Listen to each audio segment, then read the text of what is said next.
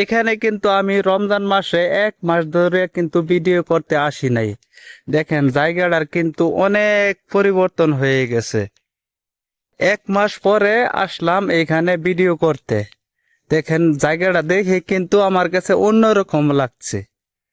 কারণ এখানে দেখার তো হইলো আমি রমজান মাসের আগে প্রতিদিনই আইসা কিন্তু ভিডিও করতাম। এটা হইলো জায়গাটা আপনার সৌদি আরব রিয়াদ একেবারে সিটির ভিতরে।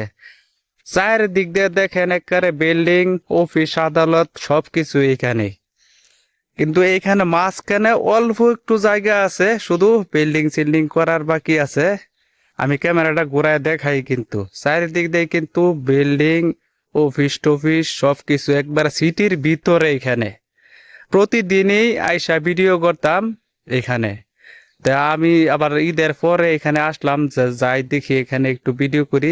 কারণ এই জায়গাটা সবচেয়ে হলো নিরিবিলি, কোনো আওয়াজ নাই, নয়েজ আসে না এইখানে। কিন্তু এই দিক দিয়ে সুবিধা, কিন্তু পরিবেশটা কিন্তু অন্যরকম। কারণ মরুভূমির দেশ, এখানে গাছ নাই, কোনো কিছু নাই। একটু সামান্য ওই যে জায়গা আছে এখানে, বাঙালি পাকিস্তানি তারা টিকিট খেলে সময় পাইলে, যেদিন ছুটি থাকে এইখানে কিন্তু আইসা তারা টিকিট খেলে।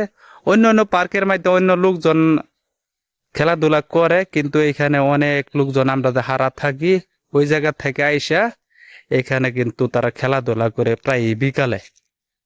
তো আমি তো দীর্ঘ 1 মাস পরে আসলাম, আইসা নিজের কাছে অন্যরকম একটা অনুভূতি হইল, অন্য কিন্তু জায়গার পরিবেশটা অন্যরকম হয়ে গেল। তাই ভিডিওটা করলাম, ভিডিওটা কইরা আপনাদেরকে দেখার সুযোগ করলাম আর কি। দেখবেন ভিডিওটা। এই যে এত বড় শহর একটা, এই শহরের মাঝখানে এই জায়গাটুকু ফাঁকা আছে, খুব কমই কিন্তু জায়গা খালি পাওয়া যায়। কিন্তু এই জায়গাটা কি কারণে খালি রয়ে গেছে এইটা আমি বলতে পারবো না ভাই।